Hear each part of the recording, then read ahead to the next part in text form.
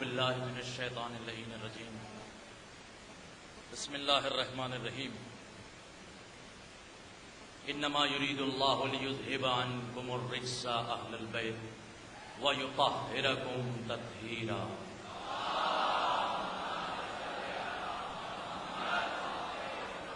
حضرات محترم، مولا علی کے چاہنے والوں، جناب بطول کے در کے غلاموں، ہمارے ساتھ اس وقت جناب فاطمہ کے در کے کنیزیں بھی ہیں جو اس احتجاج میں شامل ہیں۔ زیادہ وقت نہیں ہے کہ میں تفصیلی کوئی بات آپ کی خدمت میں پیش کروں، حالانکہ اسرار احمد کے مکمل جواب کے ساتھ میں آپ کی خدمت میں حاضر ہوا تھا، لیکن آپ لوگوں نے جس انداز میں احتجاج کیا ہے یہ خود اس کا ایک جواب ہے، لہذا اس کا مکمل جواب ہم کسی اور موقع پر دیں گے۔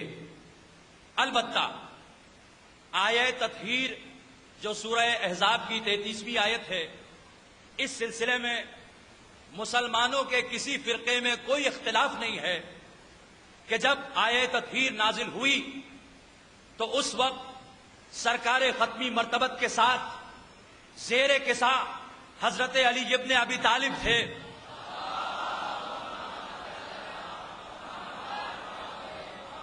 شہزادی ایک عالمیان تھی اور حسنین علیہم السلام تھے۔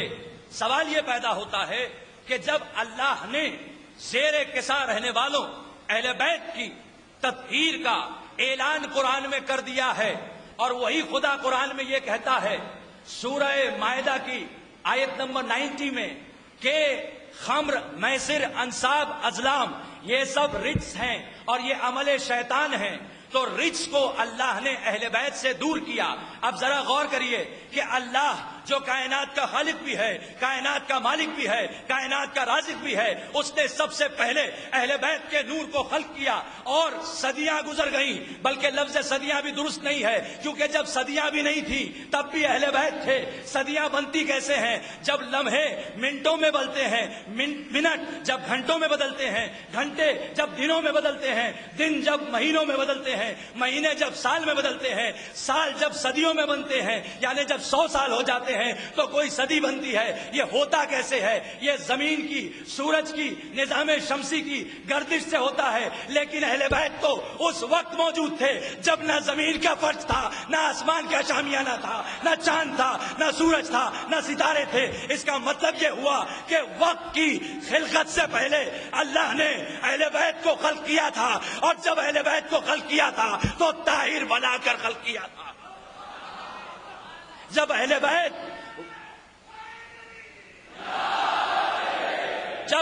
علیہ السلام کائنات کی خلقت سے پہلے، وقت سے پہلے طاہر تھے، تو نہ جانے یہ کون ابن الوقت ہے، کس خبیث وقت میں پیدا ہوا تھا۔ اس کا نام ہے ڈاکٹر اسرار احمد۔ آپ نے شعر بھی سنا، آپ نے علماء کے بیانات بھی سنے، میں بھی ایک لقب اسے دینا چاہتا ہوں۔ یہ ڈاکٹر نہیں ہے، بہت بڑا مریض ہے، اور اسرار نہیں بلکہ بڑا پراسرار ہے۔ یہ ایسا مریض پراسرار ہے جسے کینسر سے زیادہ بڑا، ٹی بی سے زیادہ بڑا، ایڈز سے زیادہ بڑا مرض ہوا ہے، اس لیے کہ کینسر کا علاج ہے، ٹی بی کا علاج ہے، ایڈز کا علاج بھی ایجاد ہو جائے گا، لیکن اسے جو مرض ہے اس مرض کا نام ہے بغض اہل بیت۔ اس مرض کا دنیا میں کوئی علاج نہیں۔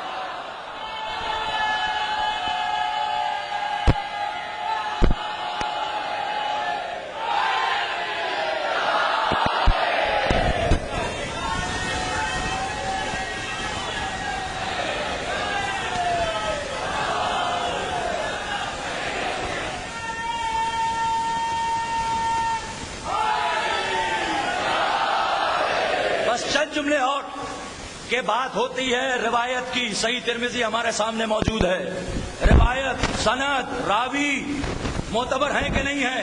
سنو پراسرار مریضوں، اہل بیت سند ہیں، اہل بیت اعتبار ہیں۔ جو اہل بیت سے منسوب ہو جائے وہ معتبر ہوتا ہے، جو اہل بیت سے منسوب ہو جائے وہ سند یافتہ ہوتا ہے، جو اہل بیت سے دور ہو جائے وہ کبھی سند یافتہ نہیں ہو سکتا، وہ کبھی معتبر نہیں ہو سکتا۔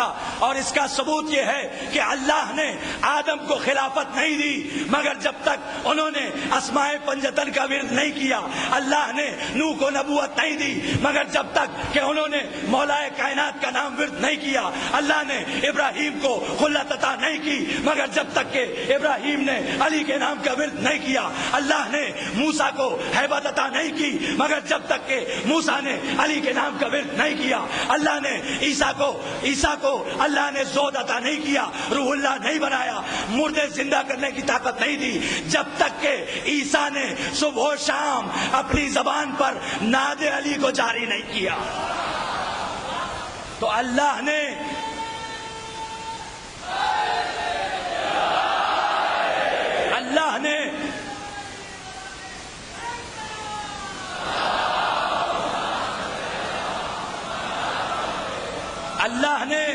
تمام انبیاء کو منصب بھی عطا کیا تو علی کی وجہ سے، طہارت بھی عطا کی تو علی کی وجہ سے۔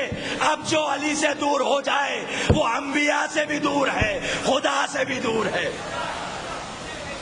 اسرار احمد یہ پہلا شخص نہیں ہے، جیسے ہمارے مہمان مولانا نے ارشاد فرمایا کہ اس کے پہلے کئی کتابیں لکھی جا چکی ہیں۔ انفارچونیٹلی بڑی افسوس کی بات ہے کہ جو میڈیا کے حضرات آئے ہیں وہ شکایت کرتے ہیں کہ جب احتجاج ہوتا ہے تو آپ کا مجمع بڑا مختصر ہوتا ہے، 500 افراد، 1000 افراد، 1500 افراد۔ ہم لوگوں نے اس بات کی ضمانت لی کہ انشاءاللہ آپ مجمع دیکھیں گے کہ جہاں جہاں علی کے چاہنے والے بمبئی میں موجود ہیں وہ سب اس احتجاج میں شریک ہوں گے، اور ہم دیکھ سکتے ہیں کہ سب شریک ہیں۔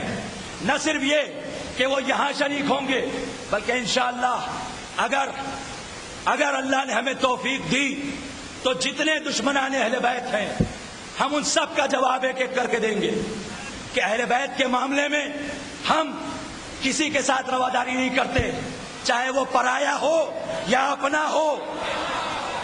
جو گستاخ اہل بیت ہے وہ اگر غیر ہے تو اس پر بھی لعنت، اپنا ہے تو اس پر بھی لعنت۔ اس اصول کے ساتھ میں چاہتا ہوں کہ آپ سب میرے ساتھ مل کر نعرہ لگائیں، نعرہ حیدری بھی لگائیں اور انشاءاللہ لعنت بھی کریں۔ لیکن پہلے مولا کائنات کی عظمت اور ان کے ذکر کی عظمت کے لیے میں بھی ثواباً 4 مصرے آپ کی خدمت میں عرض کر دوں کہ اگر بغیر مودت شمول ہوتی ہیں، اگر بغیر مودت شمول ہوتی ہیں، عبادتیں ہوں کسی کی فضول ہوتی ہیں۔ اگر بغیر مودت شمول ہوتی ہیں، عبادتیں ہوں کسی کی فضول ہوتی ہیں۔ علی کا ذکر مصلی پہ بھی ضروری ہے، اسی کے دم سے نمازیں قبول ہوتی ہیں۔ نعرہ حیدری، نعرہ حیدری، نعرہ حیدری، ذاکر نائک پر، اسرار پر، ذاکر نائک پر، اسرار پر، غیر جو دشمن اہل بیت ہیں ان پر، اپنوں میں جو دشمن اہل بیت ہیں ان پر۔